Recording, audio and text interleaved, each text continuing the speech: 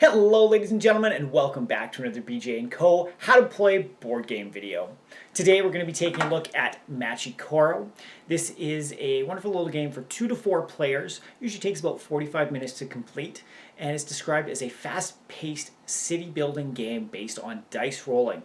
Now, it was designed by Masayo Suganuma and put out by IDW Games and Pandasaurus Games. You will notice here, guys, that I do have the deluxe edition, but in this video we will only be going over how to play the base game of Machi Koro for 2 to 4 players. If you want to know how to play the Harbor expansion or Millionaire's Row, or just kind of what's in those expansions, throw it down in the comments below and I'll get my button gear and make a video for you guys. While you're down there, if you enjoy this sort of thing and want to help support us, a like is always appreciated, and if you want updates on when our new content goes live, you can always hit that sub button. But let's get on into this and show you guys how to play this game. The goal of the game is to have the best city possible, and that is defined as the first city that is able to complete all 4 of their landmarks. So to set up the game, each player is going to need to be given one of each of the landmarks. There's a train station, shopping mall, amusement park, and radio tower. They're double-sided, so one's a colorful side, one's kind of darker with the construction. Construction goes face up because they haven't been built yet. They will also get a wheat field and a bakery. The starting ones that are given out are based yellow on the back, so it's very easy to tell which ones you're giving out. You'll notice in the supply we also have wheat fields and bakery, but they have a green back for what goes into the supply. All of your greenback supply can be placed out on the table. It's nice to put them in a nice order so it's easy to follow them. And then each player also gets 3 coins for their starting income, because they'll need money to buy stuff. Now, how the turns work, there's 3 parts to them. There's the dice rolling, there's earning income, and then there's the construction phase. When it comes to rolling the dice, right off the bat, all you do is roll 1 dice during the turn. As the game progresses, you will eventually, hopefully, if you're doing well, you should be getting some landmarks up. And when your landmark of the train station gets built and flipped face up, you may then choose if you roll 1 or 2 dice on your turn. So it gives you some options so that you can actually get things like your cheese factory and your fruit and vegetable market activated when the time comes.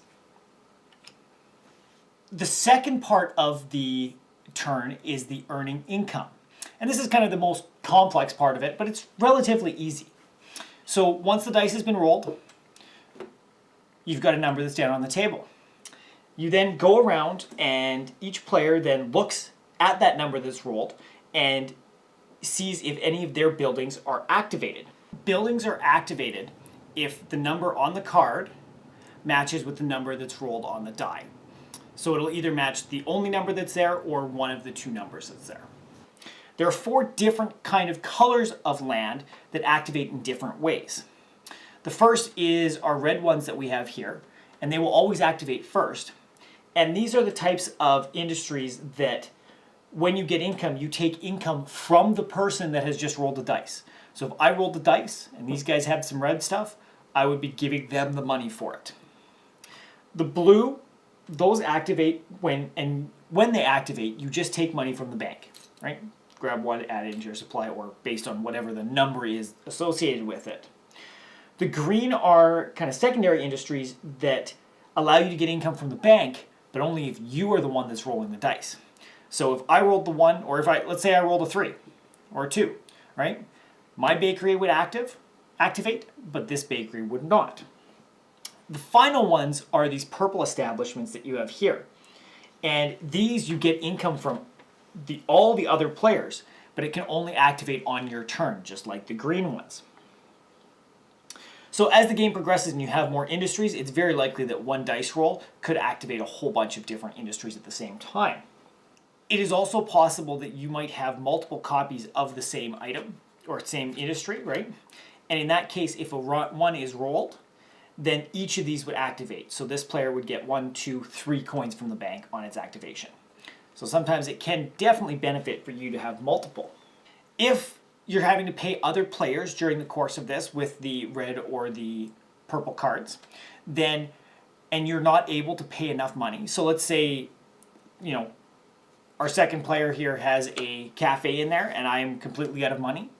Since cafes always activate first, right? Remember, it's red, then green and blue, and then purple is the order that they activate in, so that you're paying out the money first, or the person that rolled pays out money first, and then they get money from the bank. Otherwise, you could get in a very endless loop of not getting any money.